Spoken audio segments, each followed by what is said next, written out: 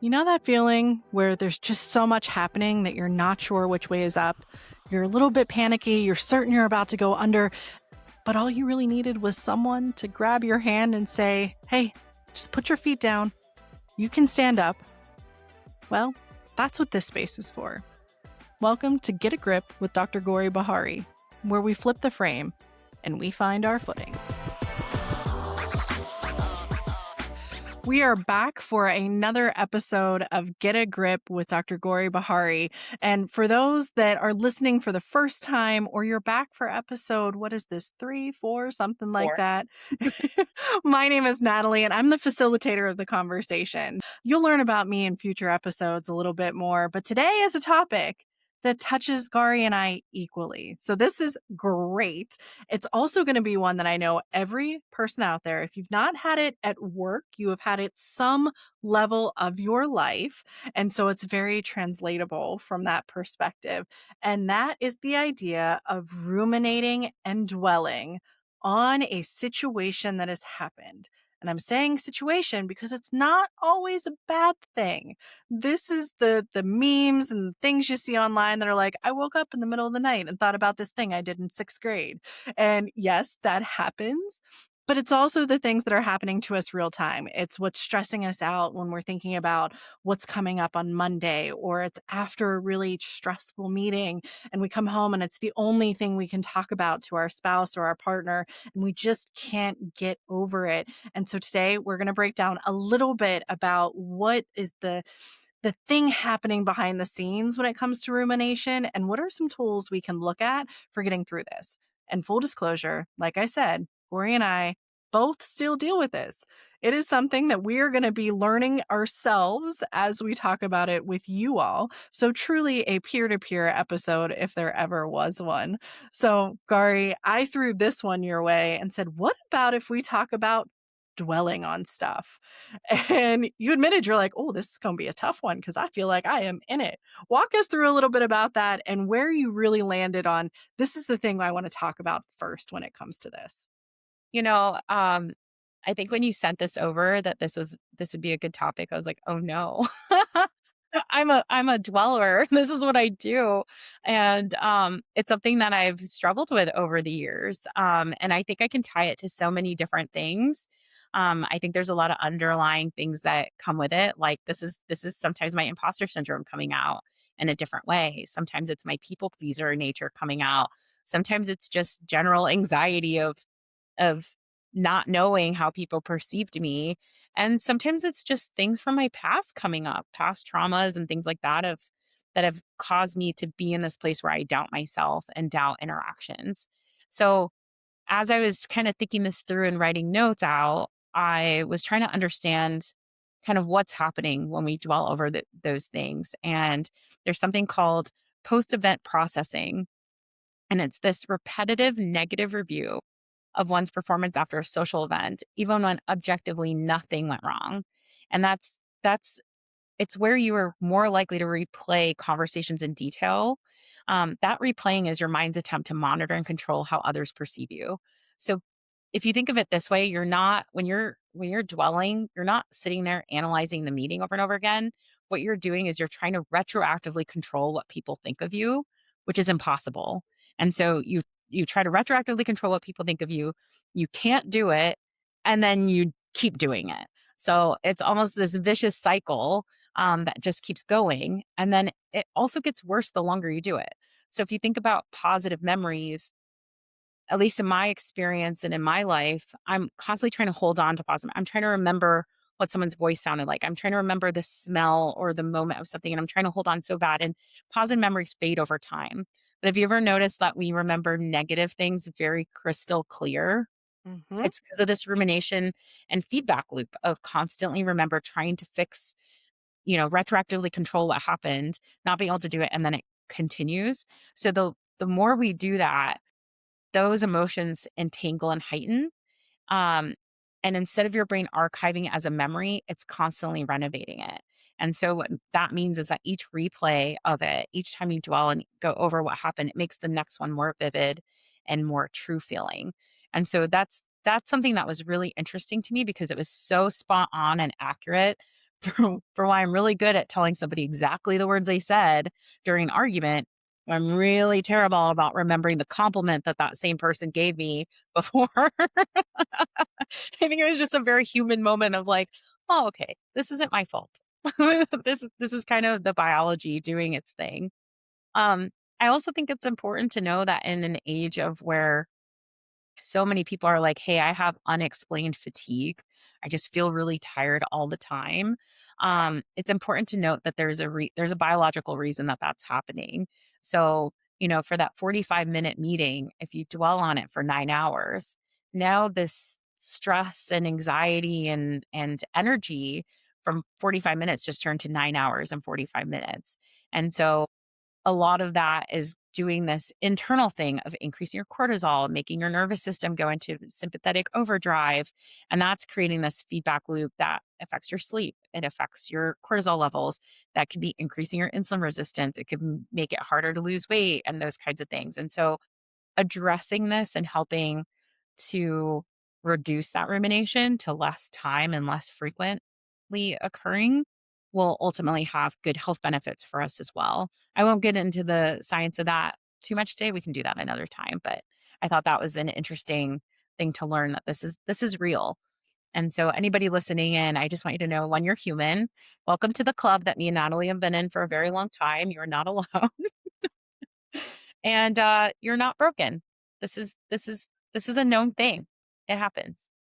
Well, and this is a topic that's so easy to give advice on and so hard to take it yourself, right? How many times, especially leaders or managers that are listening, have said, be a goldfish, 10-second memory and then let it go, or let it roll off your back like a turtle. There's all of these analogies that are meant to do this thing, which is like leave the past in the past where the past is. And if it's meant to come back up or you're meant to engage with it again, it will, and someone will mention it, or you'll get pulled back into a conversation. But in the reality, we slow ourselves down so much by trying to reach back and grab that thing and understand it. And it's an attempt to make sense, but in the end, the sense that we make may be some story that we created for ourselves that might let us move on.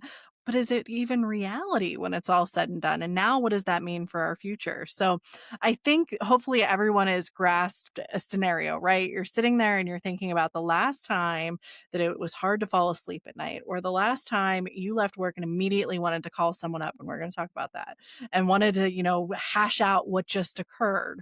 Or you sat looking at your phone going, should I text them? Should I not text them? Have I texted too many times? What's going on here? Like, all of those are ruminating situations that are hard to break the loop up. But the good news is there are some tools that we have found that we're going to put into practice.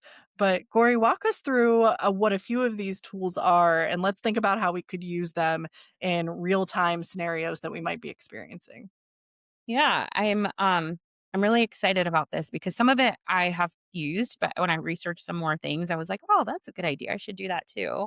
Um, all right. So the first one is naming your audience and naming the problem. And what I mean by that is, when you're ruminating, ask yourself one question: who am I performing this rerun of things? Um, if you're coming off a meeting where you're ruminating over things that happened in the meeting, is it someone specific in the meeting that you're doing the rerun for? Is it an old boss that said something to you years ago that made you ruminate on something during this meeting? Is it a family member, like a parent or a sibling or your kid saying something to you and now you're thinking about it? Who is the audience that you're doing this for? Another one is I don't know if anybody's listening, but have you ever been told you're a lot by somebody that, Hmm. I've been told that by a teacher before, so are you rerunning it for the teacher that once told you you're a lot or you're too opinionated or something like that? Just think about who it was because once you name the audience, the absurdity is a really strong word. And the reason why I'm using the word absurdity is because I had one of these moments recently where I was like, okay, this is absurd that I'm going over this. So, but the the the reality of the situation will expose itself once you name the audience. And then the other part is naming the problem. You know, uh, so I'll give you an example. I had a situation recently where I had a very tense group conversation with a group of people ruminated, not for hours, not the 9 hours, for days. Natalie knows because I was texting her about it. For days, and I was going over everything. And when I finally stopped to be like, what exactly is bothering me in this situation? I came down to two things for that specific situation. It was that someone implied that I was lying about something, and that really bothered me because that's questioning my integrity. And the second one was that the person gave me an ultimatum. If you don't do this, I will do X, Y, and Z. And I realized those were the two things that were bothering me, not the 12 things that happened in that conversation, these specific two things. And when I broke down the two things, hey, someone's implying that I'm lying. I know I wasn't lying. So why is it bothering me that this one person is implying? And they didn't even call me a liar, they were implying it. That still hurts and it hurts my feelings. But now I'm giving somebody control over what actually happened, which is that I was telling the truth. And the second one, the ultimatum, when people give you ultimatums, that's a form of manipulation to manipulate you to do something. And once I named it as this person was manipulating me, now that audience, which was that person that I was replaying it for, inconsequential, doesn't matter anymore. And it was so much easier to just put a stop or a pause to this rumination, be like, oh, I don't need to think about this anymore. I know what it was that was bothering me. I figured it out. I'm good. I can move on. And I think that those are really sometimes they're a hard pill to swallow, right? Because they might remind you have a long way to go with some of the things that you've been battling. I know when we were prepping for this, and I mentioned one of my first kind of supervisor employee things. And what ended up happening was the more I ruminated on it and and I realized what I was fearing, the more that that fear started to actually show up in how I acted because I was trying to combat what I was afraid people would think. Meanwhile, none of them thought that.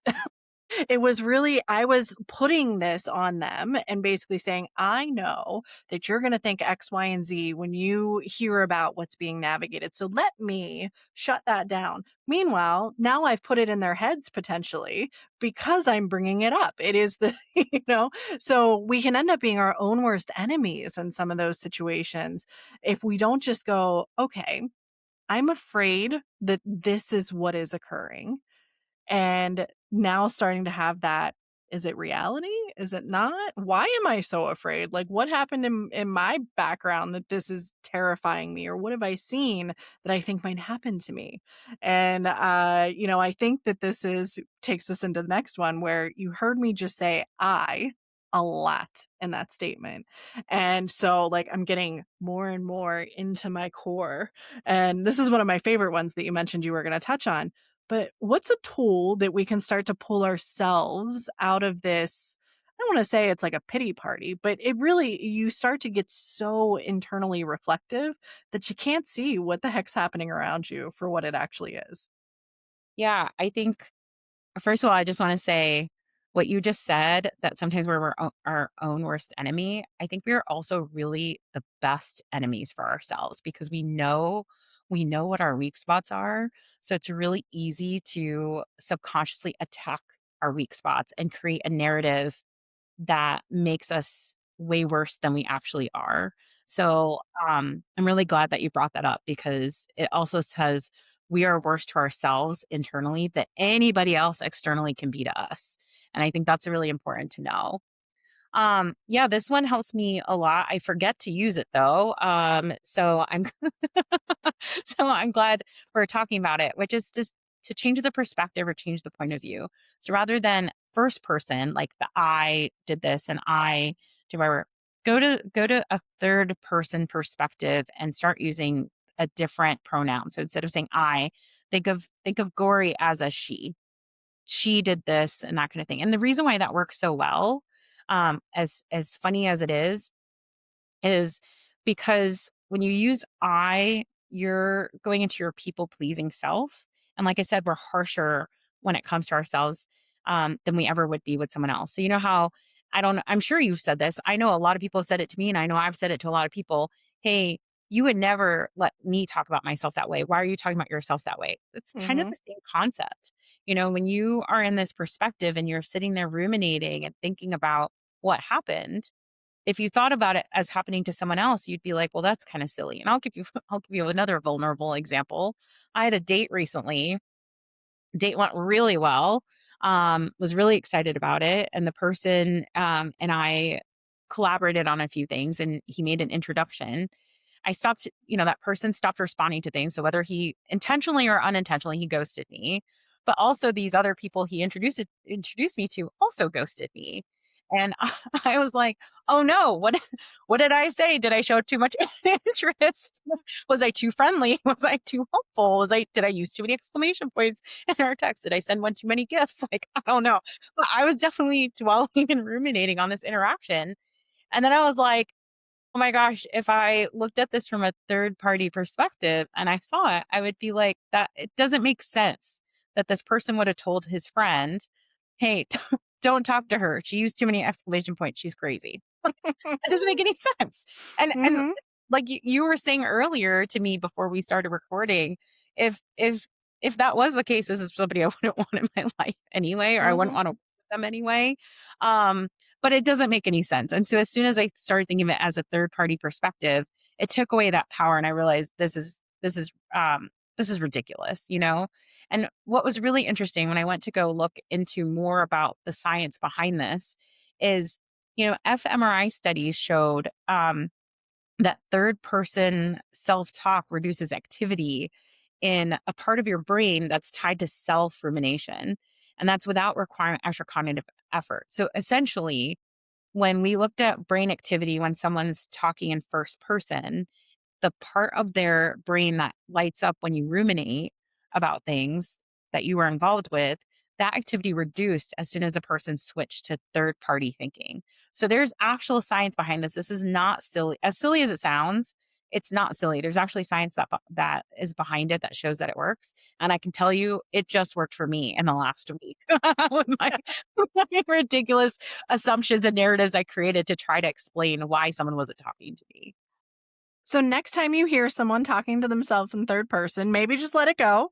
Let them. They might be trying to process something, but it is, and it feels silly at first, but this is one of the things where I'm like, these are the perfect things to do in your car, right? When you're driving somewhere and you just are like, all right, I'm gonna try that out. Like I can't stop thinking about this thing. So when no one is around to hear it, say it to yourself out loud. Like get a little bit of that practice in and at least get used to feeling what it feels like. Maybe it'll be for you, maybe it won't. But I bet you if that reaction in the brain happens, it starts to open up a little of that space and that biological response that we talked about, where maybe I can breathe a little deeper in this moment, or you laugh. I mean, talk about of how much, medicine laughter can be in any situation. But we hit on a couple times, and you mentioned, well, "Hey, I called you about this," or, you left we leave each other voice notes are one of the big things, that we do now with friends, especially if you're not commuting. But the commute home is a big risk area for this next one. Especially when it follows a situation where you have just gone through something. And, you mentioned it, I'd never heard it before, our prep, but this thing called co-rumination. Yeah. I really liked this one because so co-rumination is that period of time where you call somebody else and you view it as like you're venting to that person. And that person, well intentioned, hears what you're talking about, but then joins you in your fiery like processing of everything that happened. So this looks like someone being like, yeah, that person did X, Y, and Z, and that's awful. And, you leave that conversation feeling more fired up than calm and feeling like that conversation helped you. That's co-rumination. And when I was reflecting on that, um, co-rumination is also people pleasing. That's your friend or whoever it is that you call to vent to trying to be there for you. So they mean well. They're trying to be there for you. They're trying to join in on, hey, this is a reasonable reaction you're having. And I agree and all of that. But the problem is it doesn't actually help. What it does is continue that cycle of dwelling and rumination. And so a really good way to test if this is what's happening is after you interact with your friend, if afterwards you feel more fired up and more like where you feel like you haven't broken the cycle or have gotten to slowing down the cycle, that's co-rumination. If you leave that conversation feeling calmer and like, okay, that makes sense. That was logical. This part's not this part of the narrative is not real, or this is absurd that I'm thinking about that, or this is the problem, what's really upsetting me, and it's not true, then that's not co-rumination. That's you going to a friend and venting and helping you process it. It's really hard because you also want to be kind to the person that's helping you because they really are trying to be there in your corner with you. So I would say the way you can control or have more control of this is before you go to vent to a friend, ask yourself what you're looking for. Are you looking for someone to give you perspective and help break the dwelling and the rumination? Or are you looking for someone to validate that there was a problem? And then that way, if someone does validate it, you know, okay, we don't need to keep harping on it. They validated what I saw was correct. Now that what happened was real, what am I going to do next to address it? And it's important, I think, as friends to keep that in mind too, because, I've had folks that'll call up and they'll be like, I think I'm overthinking this situation, which is usually your first sign, right? Yeah. They're after something and they'll tell it to you and you're like, yeah, no, I don't see any of that and what's going on. And you're trying to like not want them to feel bad that they're dwelling on this, but also trying to be realistic. Or I've had instances where folks catch me off guard and I start asking questions and then that makes it worse, right? Because you're like, well, but what did their facial expression look like? Oh, well, because I'm like, I can solve this with you. I can figure it out. And so there's all that in between space too. And I think that it's important to note that if you have a situation where you have absolutely been wronged, right? Something has really happened. You are upset about it. That someone may validate that for you, and maybe you do leave more fired up than you were before. But the component is, are you fired up because you have an action to take? Are you fired up because you know a next step? Or are you fired up because now I'm even angrier or I'm even more emotional and I still don't know what to do? And I think that is an important piece. I know I joke with my husband all the time. I can tell how hard he's ruminating by how much he paces. And, it'll just be like circles and he'll doesn't even know he's doing it. And I'm like, all right, so it's been 10 minutes. I'm going to need you to stop. Like, what is going on here? So it's, and then I can realize, am I contributing to this? Because I'm talking to him while he's doing it, Yeah. and and then he just keeps going.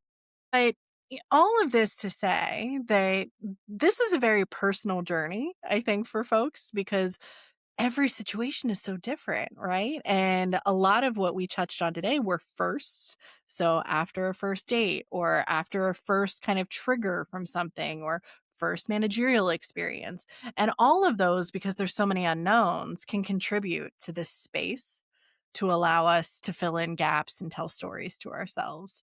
So, Gori, take us out of like, it's gonna happen to everyone. Like, we're all gonna go through this. It's not like we're telling you there's a magic pill that you can take and no longer ruminate about anything. But as we close out, what do we need to remember about these situations that are 100% gonna happen to us? We have some tools now, but it doesn't mean they go away completely. I, you know, I always like try to remember, you know, kindness to myself. And so this is for all the listeners that go through it too. And I'm pretty sure every person goes through it. So remember that everybody does it. I don't think there's anybody who doesn't do this. But the first thing is you're not weak because you did it or that you do it. I'm not weak because I ruminate over after my first date and the person ghosting. And none of you would ever say that to me. And I know that. And you're not broken, either. This is such a normal human reaction. There's science behind it of why we do it, right? That post event processing that we're doing. You're running a loop of something that happened, and there's probably a reason that's driving it.